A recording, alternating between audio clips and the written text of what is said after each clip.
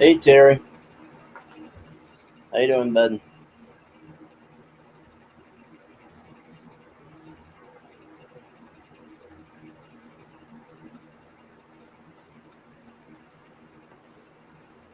Tonight we are going to be reading The Store by Bentley Little, Chapter 2, and we're going to read as much as we can. So, I don't know where we're going to end up, but that's why this is in the description. It says Chapter 2 through Chapter, and then I'll have nothing behind that, because I would have to go in there and edit it after I get done reading.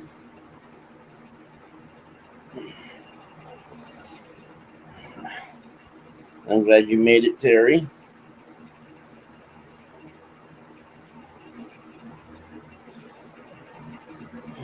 They seem like they're pretty short chapters. And I did find out what was wrong with my eyes and stuff. I'm having sinus problems. And I did take a sinus pill, so hopefully everything works out good.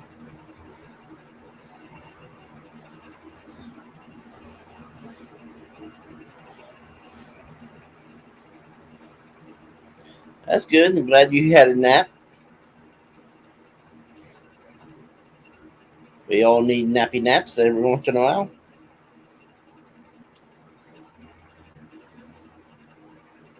That's for sure.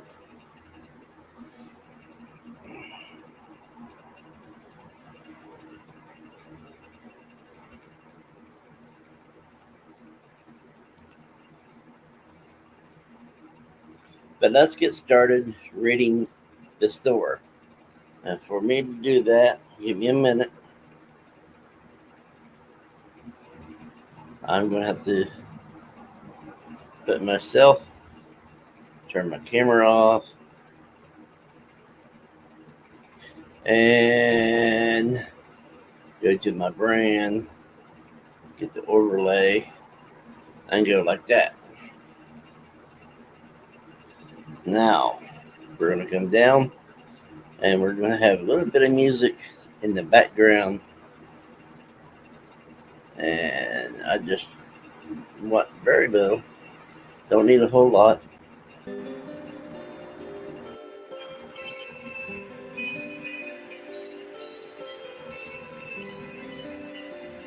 And let me know if you guys can hear me when I start reading over the music. If you guys can't hear me, then I will turn off the music and keep reading.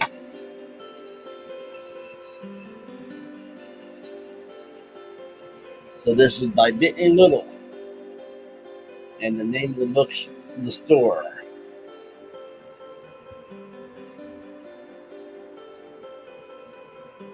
Came out in 1998. Awesome, Terry. Thank you.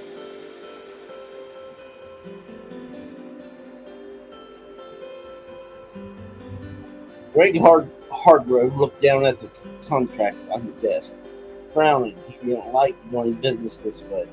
It might be the wave of the future and all, but he still liked to deal with his clients the old-fashioned way, in person. All this faxing and phoning and FedExing might be fine for Wall Street investment firms, but damn it, the construction business wasn't a service occupation or a paper pushing job. It was manual labor. It involved real work by real men. Men who created something with their hands, who produced something tangible, and it didn't seem right to approach it this way. He picked up the contract. This was the biggest job he'd ever had. Maybe the biggest job he ever would have, but it just didn't sit well with him. To be communicating through paperwork. He wanted to see a face, to feel a handshake, to hear a voice. Well, he'd heard a voice, several voices actually, all talking to him over the phone. official telling corporate voices that talked at him not to include him, and didn't seem to give a damn what he had to say.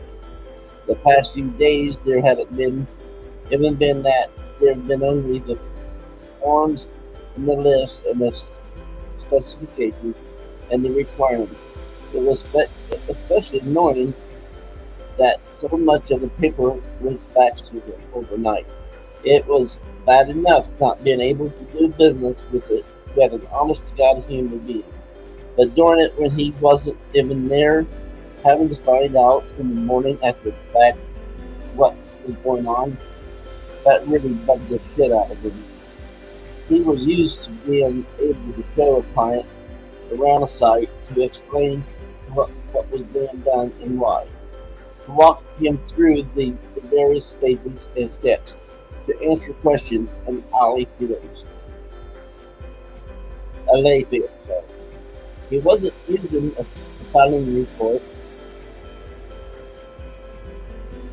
and having his reports critiqued. That was what bothered him the most. The loss of control on all projects before this. He had been the one in charge. He had been the one to call the shots. Sure, he got built to suit. He had carried out the client's will.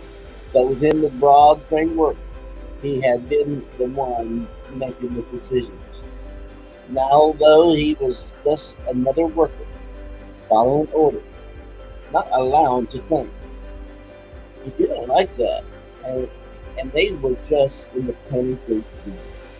God knew what it would be like in an actual construction site.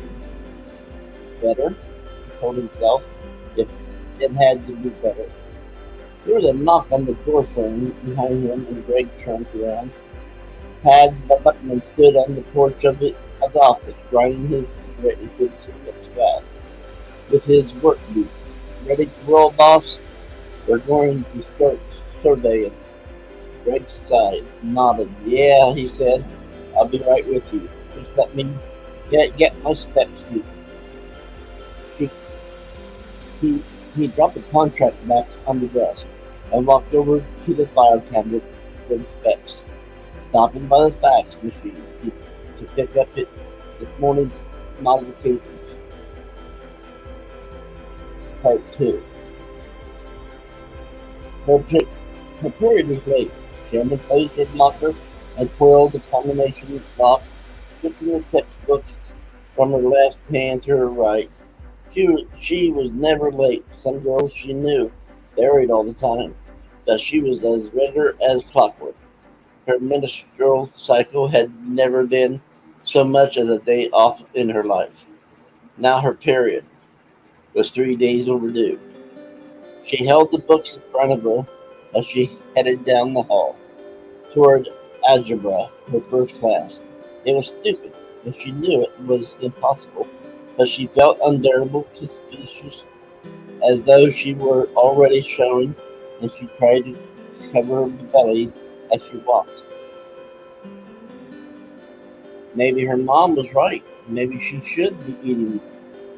That way she could attribute her expanding abdomen and weight gain rather than pregnancy. Maybe she wasn't pregnant.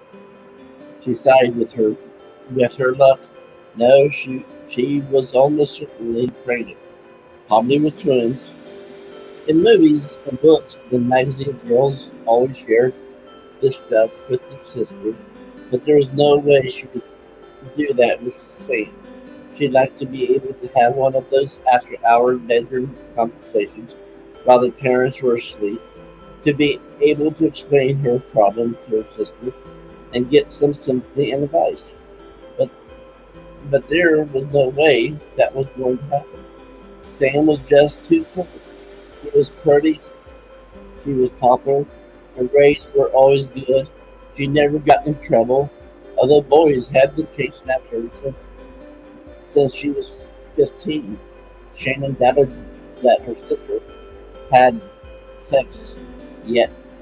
She'd probably wait until she was married. If something, if anything, Sam would be even more disapproving of her than her parents. No, she couldn't talk about it to her sister. She couldn't talk to Diane about it either. Diane was her best friend, but she was still a brother. And Shannon knew that if she even hinted about her affairs to Diane, the news would be all over school by the next day and greatly exaggerated. She didn't want that. The only one she could tell was Jake, and she knew he wouldn't be happy to hear it. She didn't know exactly what his reaction would be, but she had a pretty good idea. And just the thought of the insinuating conversation made her stomach knot up with tension. She wished she knew for sure. Though that would make it easier, it was the not knowing that was the worst part of it. If she knew that she was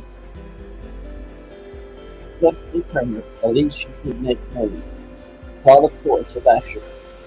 As it was, she could only worry and wonder, her mind vacillating back and forth between scenarios. She'd buy one of those home pregnancy tests and perform the test here in the bathroom at school. But she knew that no matter where she bought it, word of the purchase would eventually go back to the parent. One of the many disadvantages of living in a small town. That was one good thing. The store would bring, we thought, anonymity, the store. It was pathetic how excited everyone here was about this store. You think Newman Market was coming, the way everyone was talking, not just some chain of discount retailer. It was like her left foot slid back repeatedly. She hadn't been paying attention and were to where she was walking, and she realized instantly that someone had spilled something on the floor, and that she slipped in it.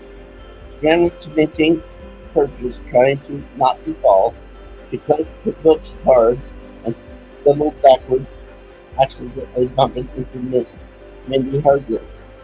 Hey, Mindy said, pushing her away. Watch it, Davis. Can you regain his footing? Sorry, I slipped. I'll bet. It was an accident, right? Shannon frowned, moving away. Oh, Eaton, Mindy. You like that, wouldn't it? There was a chorus of whoops from the mother and the kids still in the house. Shannon held up her metal finger and continued walking toward Ivy. Seconds later, Diane came running up next to her, laughing. That was great. You saw that, huh? You smacked right into her, practically knocked her over. There was water on the floor or something. I was spacing, and I slipped on it. Serves that suck up bitch right. Shannon looked not offended. Stuck up, Mindy? Diane laughed, and the two of them walked into class just as the bell rang. She didn't see Jake until history. She'd been half hoping that her period would come sometime during the morning during one of her classes, but it hadn't. She desperately to talk to him, wanted to talk to him, wanted to tell him, but though they sat together in class, there were too many people around and it was not a good place to bring it up. She decided to wait for lunch, but then the time came. She couldn't think of a way to approach the subject. The two of them sat alone together on the small near the junior circle, reading the silence, and Shannon started to tell him several times. But then she thought of the day he'd probably react to the news, and she couldn't decide how to react. Her distress must have been obvious,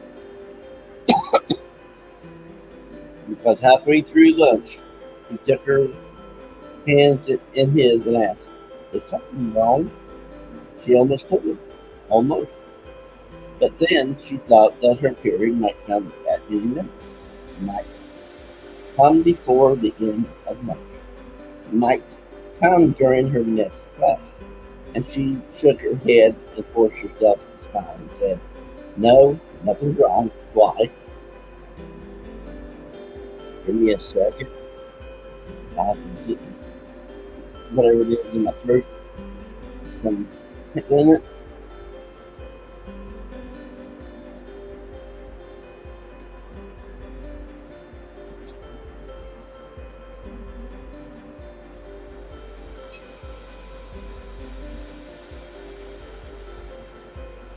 But not really good.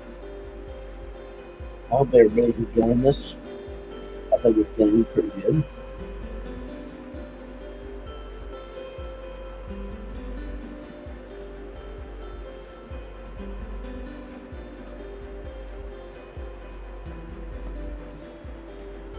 Chapter 2, Part 3. Jenny sat in the staff lounge eating her lunch, and she watched the kids on the playground.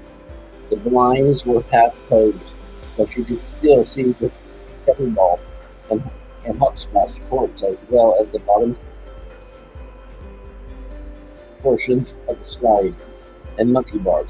Amidst the chaos of activity, she saw Larry Douglas chase Sean Gibber across the asphalt and go a hopscotch game, causing the girls involved in the game to scream for one of the real kilometers. Judy smiled as she finished her cup of noodles. Meg, Silva, who taught sixth grade and had been staring out the window as well, shook her head. Those Douglas boys are all troublemakers. I had Daddy Douglas. Those Douglas kids are all troublemakers. I had Daddy Douglas last year. I heard that he just got suspended from junior high for vandalizing the school property. Larry's not a troublemaker, Jim said. A little underactive maybe, but he's not a bad kid. Meg snorted.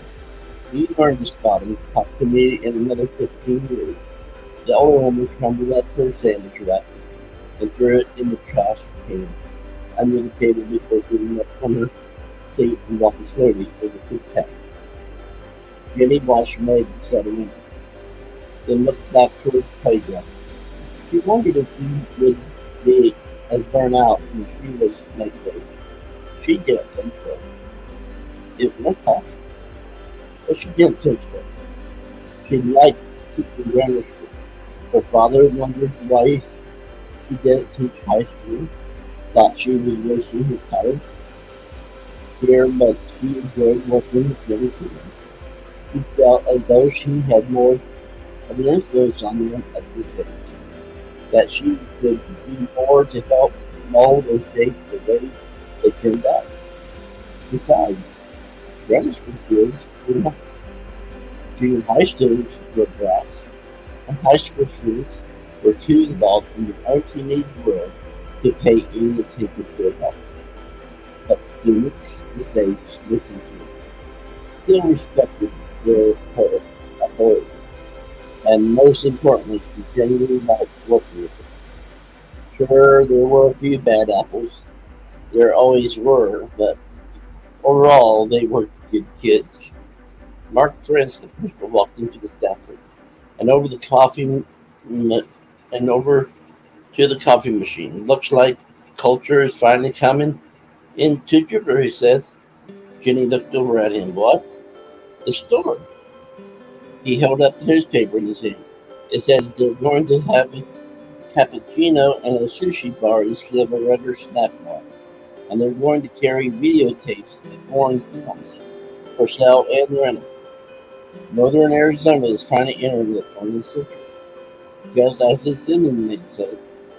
Better late than never. The principal finished pouring his coffee and walked out of the lounge, nodding goodbye, ladies.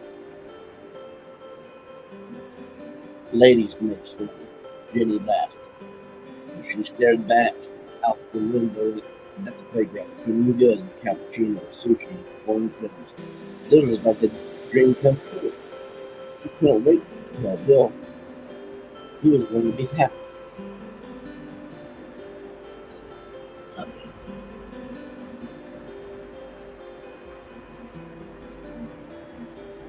Well, thank you, Terry. Cherry, how you doing? How you doing?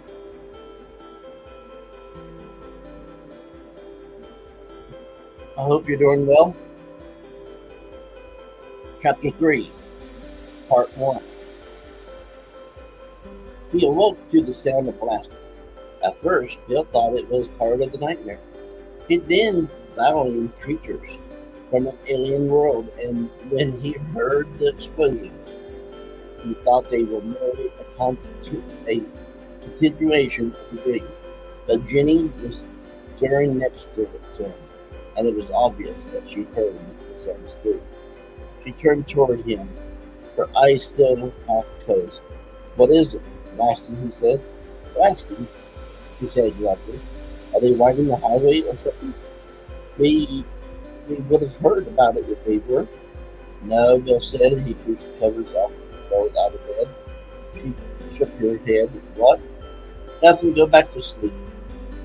He slipped into his jogging suit as she slightly snuggled back under the blankets. He knew what was happening, and it wasn't over. There was only one major construction project in town this fall: the store. His alarm wasn't set to ring for another 15 minutes, so he turned it off on his way out of the bedroom. In the bathroom, he splashed water on his face, fully waking himself up, then went into the kitchen and downed a quick glass of orange juice before quietly sneaking out of the house. Skipping his usual preliminary warm-up, he hurried down the drive to the road and started jogging. Gutenberg seemed even more deserted than usual, and for once he found the lack of people oppressive rather than refreshing.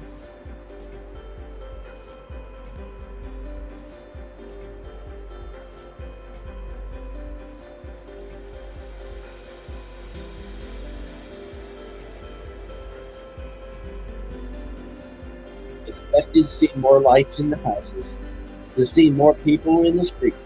Had anyone else heard the explosion? But the town remained dark, dark and quiet.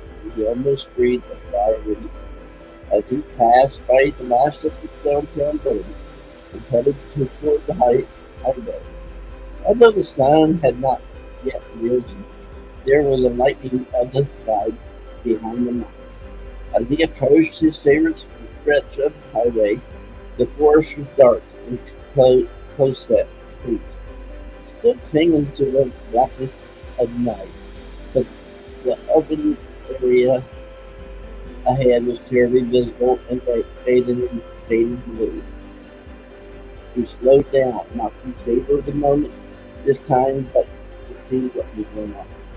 He stopped directly from the sun.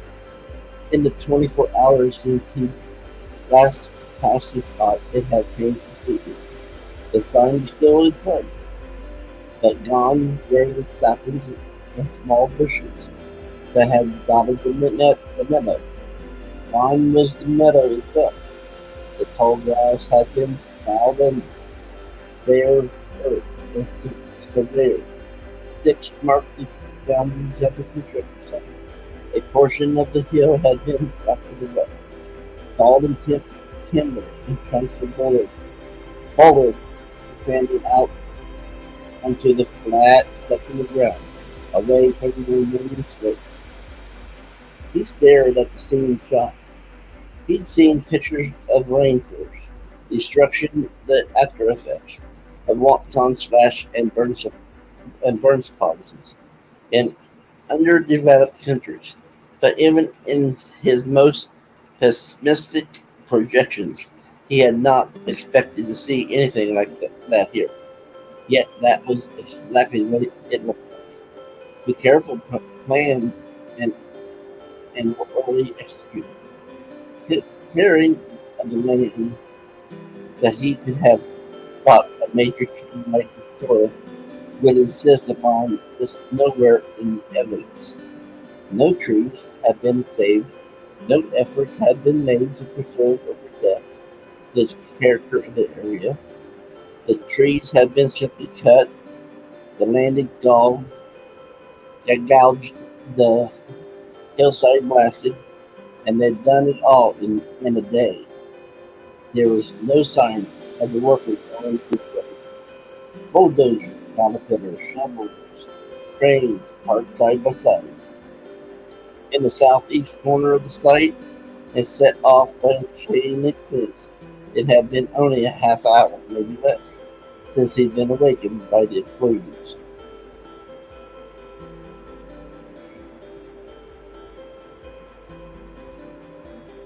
But the men who'd set off the blast were nowhere to be seen. He looked carefully around, trying to spot someone, anyone, moving amidst the equipment and nothing. He frowned, even if work was only performed at night.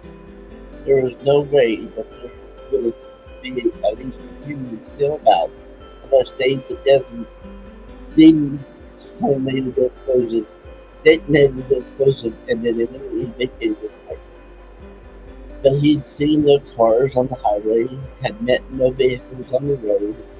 He jumped the small ditch adjoining the highway and walked past the side onto the property. His jogging shoes sinking into the newly turned dirt as he walked over rocks and dust, around branches and boulders. His puzzlement over the workers reverted back to anger over this destruction of meadow. How had this been allowed? How, how had this been allowed to happen? Where were the buildings inspected? The code enforcement, enforcement people. Then Jennifer zoning law didn't allow them to just detonate the landscape. The town's master plan specifically required all new businesses to conform to the spirit and style of the existing community and its buildings, and to make a concerted effort to retain all skilled licensed promotions and as much natural vegetation as is feasible. The plan had been drafted in the early 1980s by the man by, by then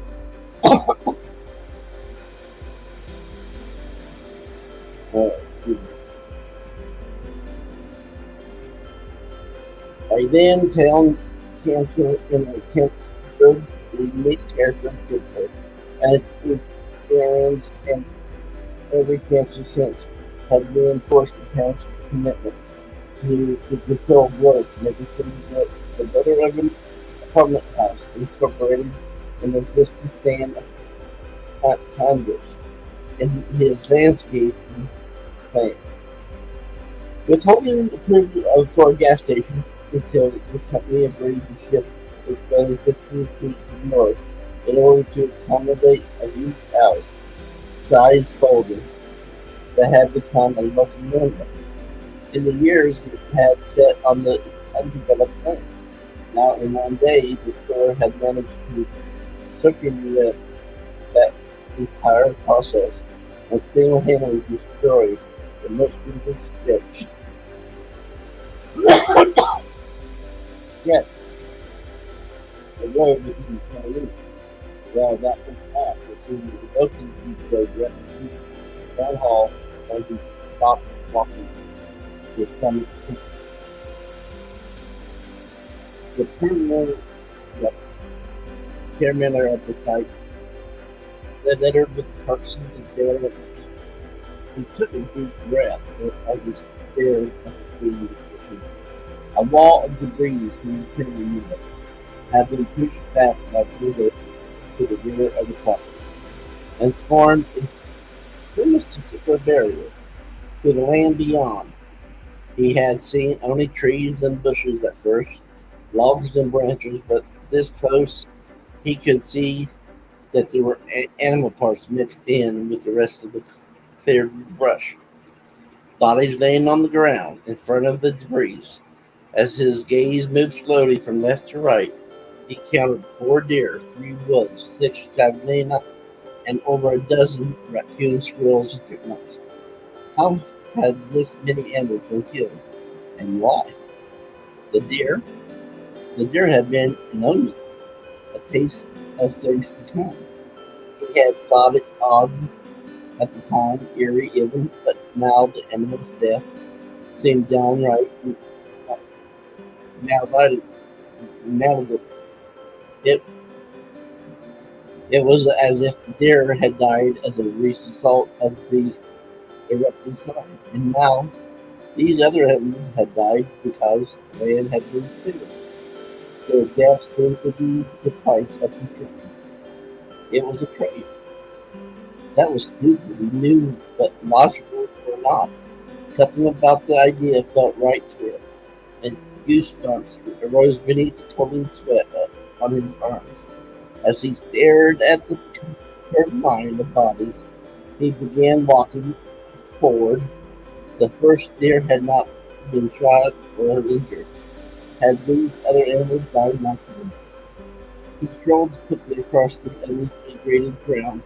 3 days ago he would have laughed had anybody suggested anything as ludicrous as that he was thinking. This was a construction site. Local workers, people he probably knew, had been hired to repair a piece of road and build a building. There was nothing strange or unnatural about that. Only there was. He didn't know how, didn't know why, but somehow within the last 24 hours, everything had changed. The entire world seemed different. His unshakable faith in the irrational.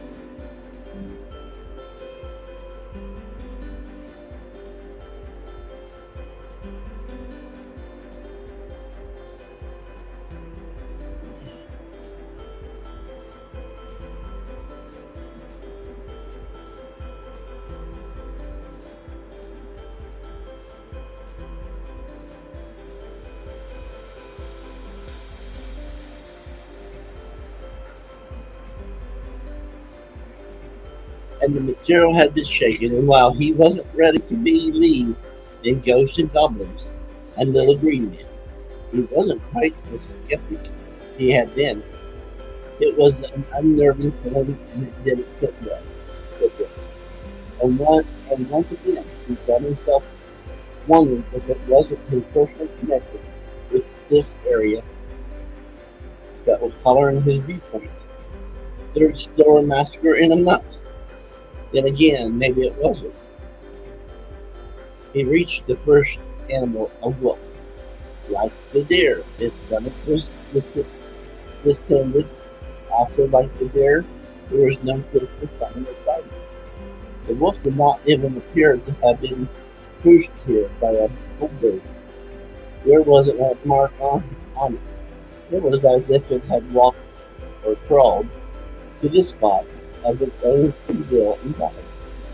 He looked past the dead animal to the wall of cured debris immediately beyond, and saw an arm protruding from the packle of rocks and brush.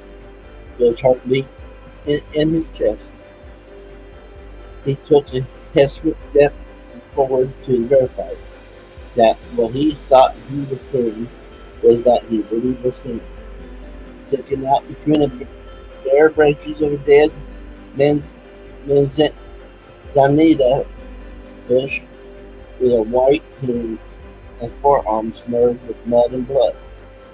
He backed up, stumbled across the remains of the middle, and as the sun rose over the mountain, ran down the highway as fast as he could toward the police station in town.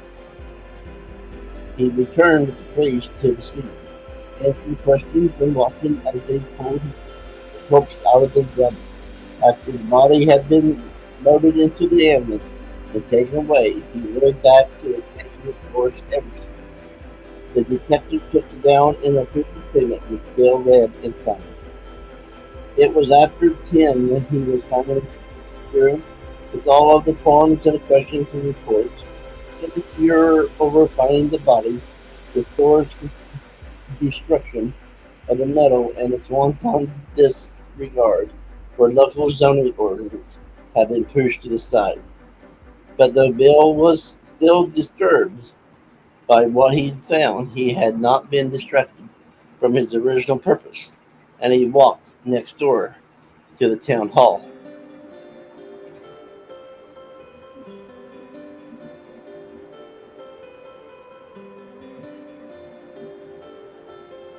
It's Explained to the young acne-scarred depart behind the counter that he wanted to talk to one of the building code enforcement inspectors. Mr. Gilman's out for the week, Kirk said. And who is Mr. Gilman?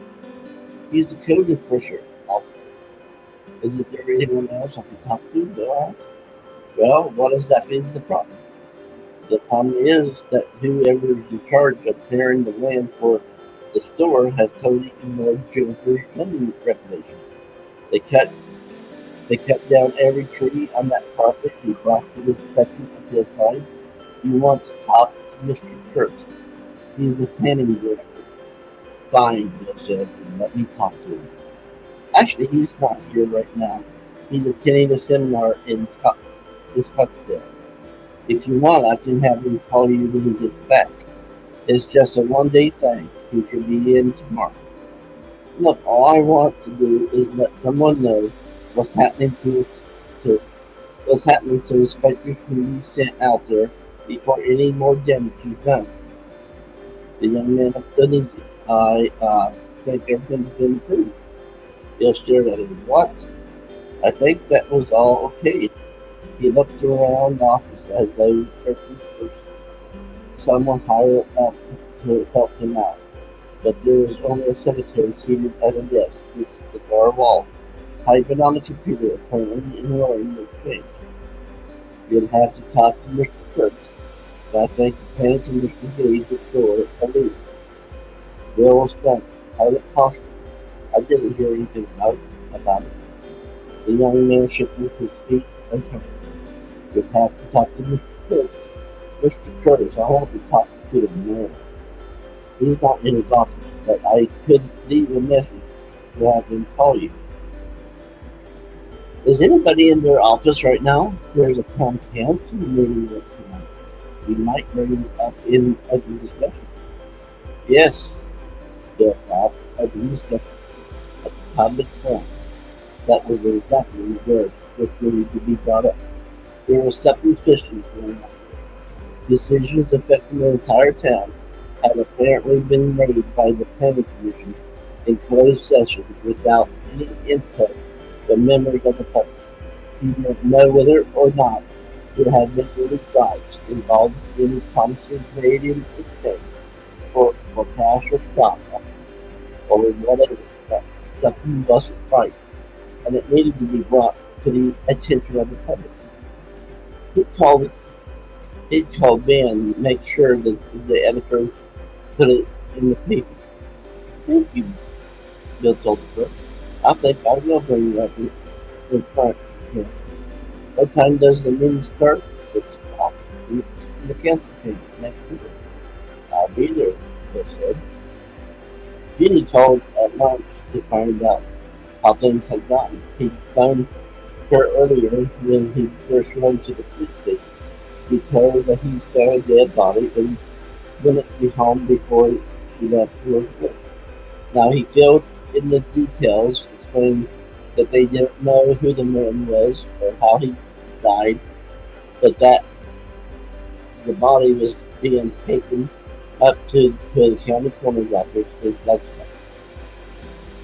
Was he murdered? She asked. I don't know, he said. I guess we don't find out until they do an autopsy. That's okay. You don't know the half of it, he thought. He was silent for a moment, considering telling her about the animals, but something kept him from it, and he switched the subject to the story description of the man. So that's what that rascal was, she said. They totally destroyed it. Drive by after work before even recognized it. And that's how you found the body. When you were looking at the end. Yeah, I was walking onto the meadow, or what used to be the meadow, to check it out. And I saw an arm sticking out of the debris. I hauled back to the police station and told the cops. He leaned back in his chair, looking out the window of the fort. There's not a tree left on that site, Jim. By the end of the week, the rocks in the hill and everything else will be gone too. It'll just be a flat, cleared space. What did you expect? I don't know. I guess I figured that they'd make a token effort to make the store blend in with the area. Not piss off the locals. But they just raked the place. Slash and burn. It looks like some third world construction site. He paused. I'm going to the town council meeting tonight to talk about it. I thought they violated the town's zoning ordinance, but when I talked to a guy at town hall, he made it sound like the planning commission granted them an exemption. Did you ask Ben if he knew anything about it? No, I'm going to call him in. So what are you planning to do? Nothing. Uh, Ask some questions, get some answers. I can't say I'll be completely surprised if our local leaders sold us down the river, but I want to make sure they're held accountable for it. Accountable for it. You want to go with me tonight? No. Come on. I have to work in this thing. Those people you butting heads with are my students, parents, and I'm staying out of this. All right. I'll go with Ben. That's fine. Jenny only had us half hour to come up, but she said she had to hurry up and eat before recess ended.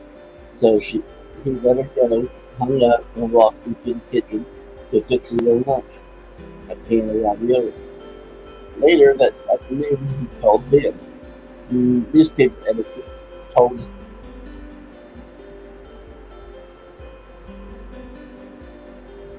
him that the body was that of a transit pitcher apparently passing through town on his way to Albuquerque.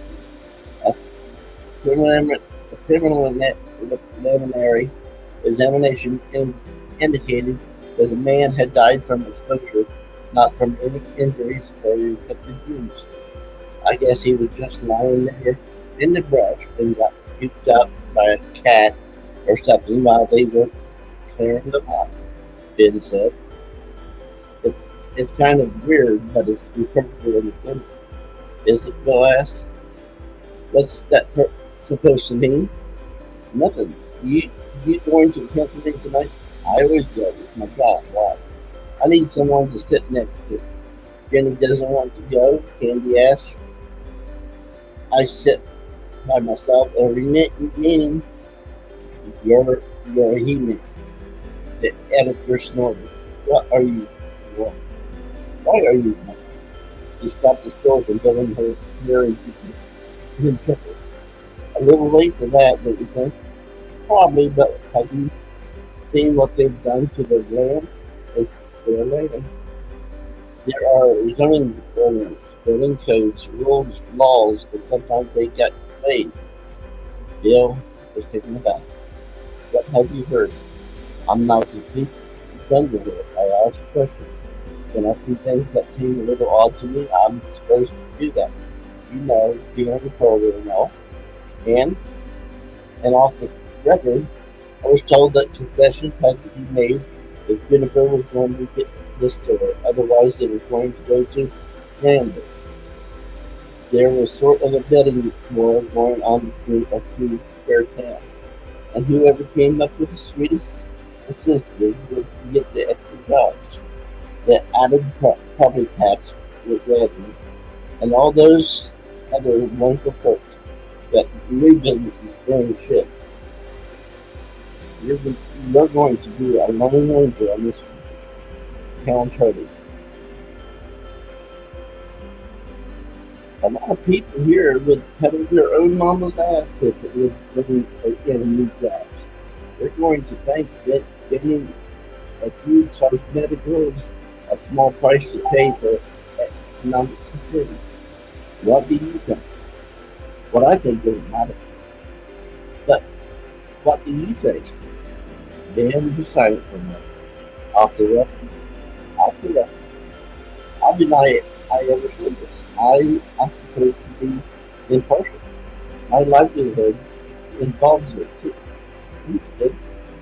I would have minded if the story had never been. Bill realizing that he's been holding his breath. He had said, Why? He asked. I don't know, the editor admitted. Come on, you can tell me. I'm being honest, he said. I really don't know. But you don't like this door. No, Ben said, and his voice was low, quiet, serious, and I don't like this door. Part two. They ate dinner early so he'd be able to get to a council meeting on time. Samantha offered to go with him, but he could tell that both of the girls were ap- apprehensive about him speaking in front of the council, and he told her that it's okay. He was going with them. Shannon was more direct. Don't embarrass us, Dad. He grinned. Do I ever? Constantly. He and Julie laughed. The girls did. After dinner, he drove to the town hall, glancing out the window at the empty storefronts and abandoned buildings as he drove downtown. Had been slowly dying ever since the not the number mill had closed in the late 80s. Lane had been placed by the local environmentalists and dubious group that included not only the loose constellation of scientists, national and ecological organizations, and ordinary Arizona citizens who had rallied to the defense of the endangered pine squirrel and had succeeded in getting the federal government to impose a moratorium on logging in this section of the continent. But also anyone who supported any sort of government regulation, be it health and safety standards or prohibitions against the dumping of toxic waste. The truth was that the pine squirrel had only hastened the inevitability probably to the long-term advantage of the town. Logging could not have continued at its previous pace for more than another half-decade before the entire supply of timber in the region would have been completely depleted. Trees were a renewable source, and the logging companies have been pretty good about reseeding the land. But the fact remained that they were cutting a lot faster than the trees were growing. Tourism had always been Jupiter's second biggest industry, and it would have disappeared as the area's scenery been marred by deforestation. No railroad ran through Jupiter, no major thoroughfare passed through the town. It was neither convenient to reach nor strategically important to any company or corporation.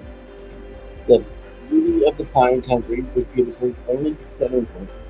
The recession had hurt tourism, but the recession had ended, and despite the dying downtown, the region was realigning itself with a change in the economy. Outside investors had thought they had bought land and built timeshares, and they would talk about putting up a resort near Pacific. Still, the high wages and steady employment of the lumber mill days were long gone, and the town council and chamber of commerce had been trying for some time to now to know corporate offices and software firms, the other light industry to the area in order to bring back bring jobs back to the region. Now they landed with gold. They pulled into the small, partially paved parking lot and swung his jeep next to Ben's pickup. The editor had already staked out a seat. Hey, Judy. In the front row of the council chambers, and Bill scooted in next to him. He glanced around the room. Not very crowded. Never is here. It became much easier to make. It's double-sided quiz. Future opinion. Something exciting? Well, you're prepared and ready. Nope. Looks like you're going to be the lead in my art given hell. The meeting commenced soon after. The local minister led Adam attending in a prayer and the Pledge of Allegiance. There were some routine votes on the procedure matters. Then the mayor said, "We'll open the floor to comments from the public." Ben nudged him. "That's you, stand up and talk." Still, Bill stood, wiping his hands on his jeans. He was suddenly nervous and he realized that he hadn't planned what he was going to say. He should have written it down. He should have written it ahead of time and printed it out so he could read from the prepared text. How he was going to fumble and stumble his way through a probably incoherent diatribe and forfeit any hope of credibility. His chances of affecting any sort of change were going to go straight into the toilet. The mayor nodded at him. "Please step up to the podium and state your name and address for the record." Bill looked up the side of the aisle to the front of the pantry chambers and stood at the speaker's podium. He adjusted the microphone in front of him and spoke into it. "My name is Bill Davis. I live at 121 Rock Springs Lane." The mayor motioned for him to continue. Bill glanced around the council chamber, prepared to speak. Nervously, "We all know that the store is coming to Berkeley, and I'm sure most of you have noticed by now that construction workers have designated the stretch of land next to the highway just this side of the acres. I drive by there every morning, so I saw it immediately. I understand that that's the store property, and I realize that they have cleared land in order to put up the store and parking lot and everything. But I'm pretty sure that our local building codes are not being followed. And I know this goes against the town's master plan." He, he paused, was about to continue, but the mayor spoke first. "We appreciate your concern, Mr. Davis, but the store has proved in other towns to be responsible and respected addition to the community. It's proved that designs for the store do not conform to any particular master plan and do differ in some respects from our local codes and ordinances, but some purposes were required to mirror the store to our town, and we think the trade-offs will work. More jobs are going to be created, better goods will be provided to our citizens. Everyone will be better off in the long run. I understand that, Wilson, but why doesn't the store have to follow the same rules everyone else has to follow? I don't think they should be exempt from the mall, and I'll bet a lot of our local businessmen feel the same way. The store is a master plan," the mayor said. "For obvious reasons, they have their own building designs and construction standards. They want all their retail outlets in every town to look the same, so they're really easily recognizable. The corporation does not condemn local corporations because it was a national agreement, because it has a national agreement. It's like McDonald's or Burger King. The bill reads the councilman and the mayor might speak up. They all look the same. You have to, otherwise the national ads will work. I also have to point out," the mayor added, "that all the towns that have the store allowed for her to dictate the terms of its construction. If we hadn't listened to their wishes, Randall would have, and we would have lost the store. I think we could have kept the store and maintained our level standards to preserve the character of our town. I don't think it was necessary to totally decimate the property in order to put up a building. Hell, that's what those codes are in orders are supposed to do. Our strongest selling point here in our national is our national beauty. I don't think we should let anyone take that away from us. A burly, dirty, but realistic looking man seated in the back of the camping building stood up and stared continually to the front of the room. Bill didn't know them, but seen him around town, and he stood aside as the man stepped up to the podium and the microphone. Take your name and address, the man said. Greg Hardwell, the man said. 1515 Aston Road. Bill wasn't sure if his term was over and he was supposed to sit down, but he wasn't through talking. So he remained there where he was. Hardgrove turned to him. What's your problem, mister? Bill was taken aback. What? My company cleared that land. We followed the specs given to us by the store, and we have all the proper permits. What the hell's your problem? I have no problem with you, Bill said. You were just doing your job.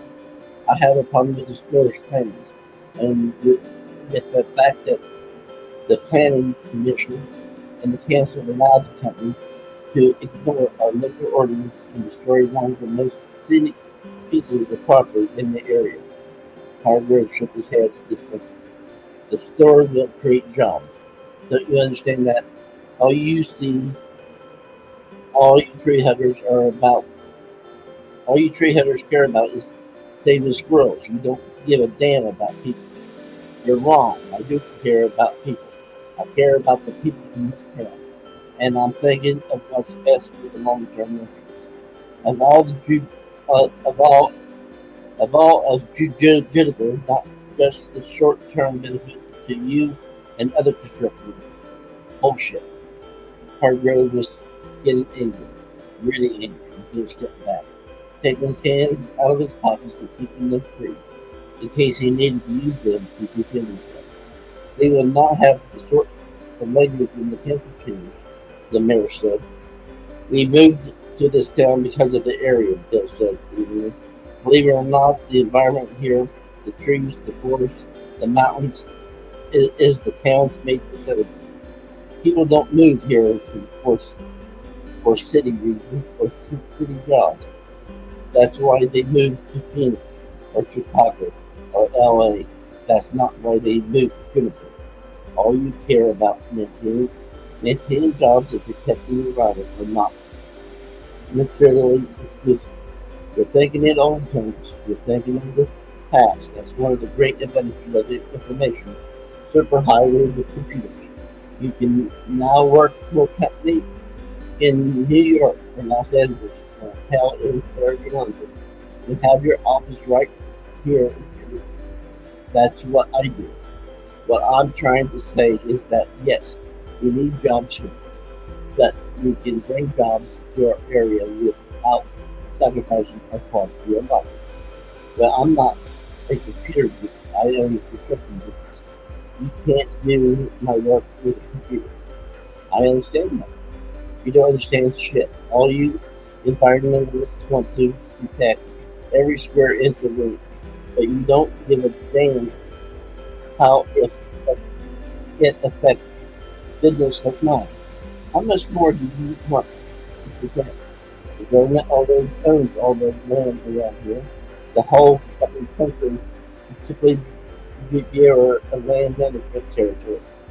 Mr. Hargrove, the mayor said, if you continue to use that sort of language, I will have you removed from the council chamber.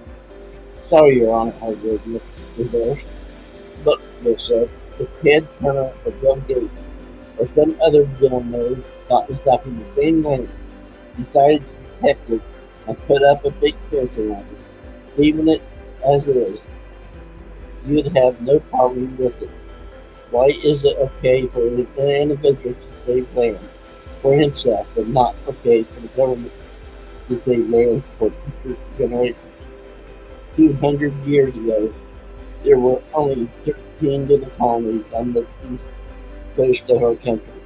Now we have 10 stores And Jennifer, if things continue at this rate, our great grandchildren will be living in a world like Soylent Green inside its running. Soylent Green, Hardwood will. Good movie. That's not the point. We need to think about the future. Mr. Davis Premier said, I think we've had enough discussion on this subject. I appreciate your concern, but I think we're starting to get a little melodramatic. The word is that the world is not going to end. The world is not going to end because the store is coming to people. What will happen is that you'll have more jobs and better places to job. Period. I think you should both sit down. He looked out at the sparsely populated activity.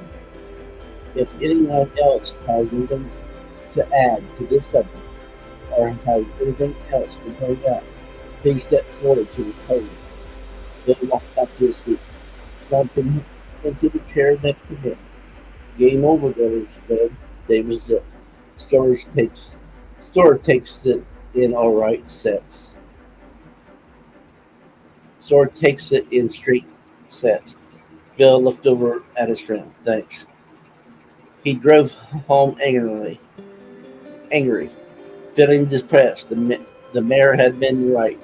He had been melodramatic, and that asshole Hargrove had gotten him off on the tangent, and his whole argument had gotten derailed. He thought again that he should have written everything out ahead of time when he read. But it was too late now. The damage was done.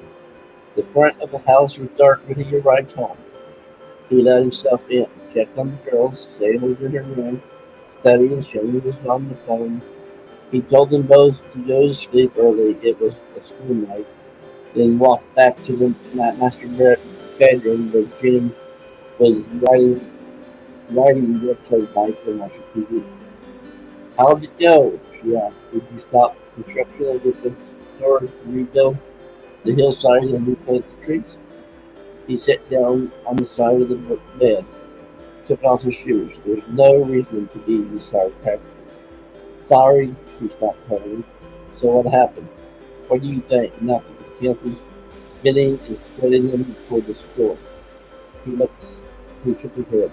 They're they're so short-sighted. They're willing to run a way of life for short-term economic gain. Then why don't you run for cancer? David said. Why don't you stop complaining to me and get out and do something about it? I might do just that. Jenny got off the bike, walked over to the bed and sat down next to him. It's not the end of the world, you know. Don't you think you're overreacting just a little bit? He smiled wryly. That's just what our fellow Americans do. Things change, yeah. The store tore down trees and everything, and they shouldn't have done it.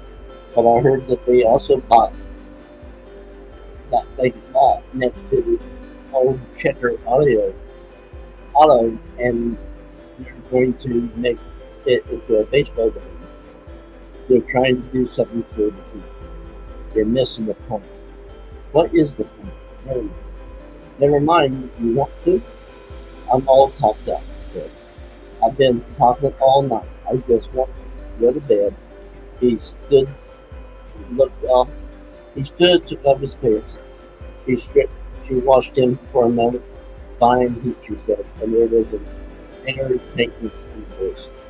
That's just right. They slept apart, not touching, on opposite sides of the bed. He fell asleep almost instantly.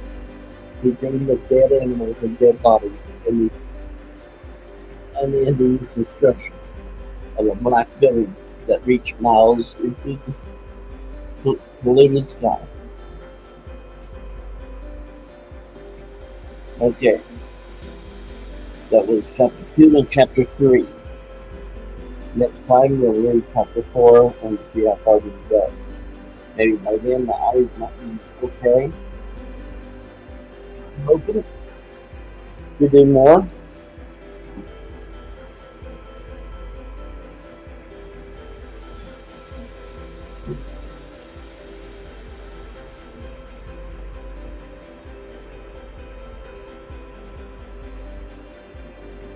So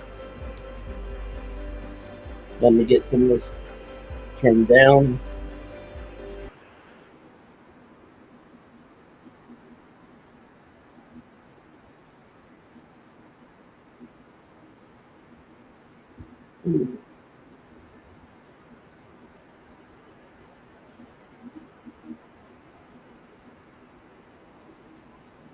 But I'm hoping everybody enjoyed it.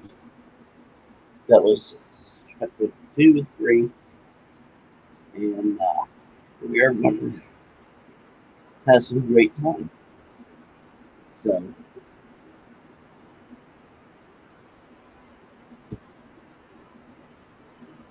let me see the changes.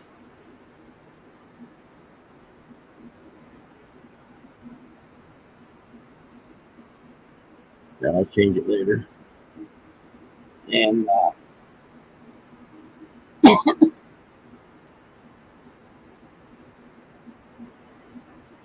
I'm doing good, Jerry. I'm doing good.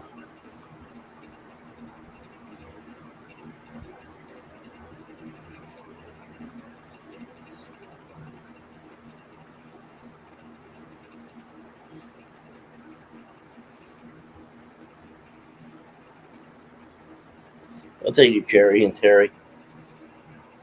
Uh, but we had, but uh, for one, I am enjoying this. I hope everybody's enjoying it.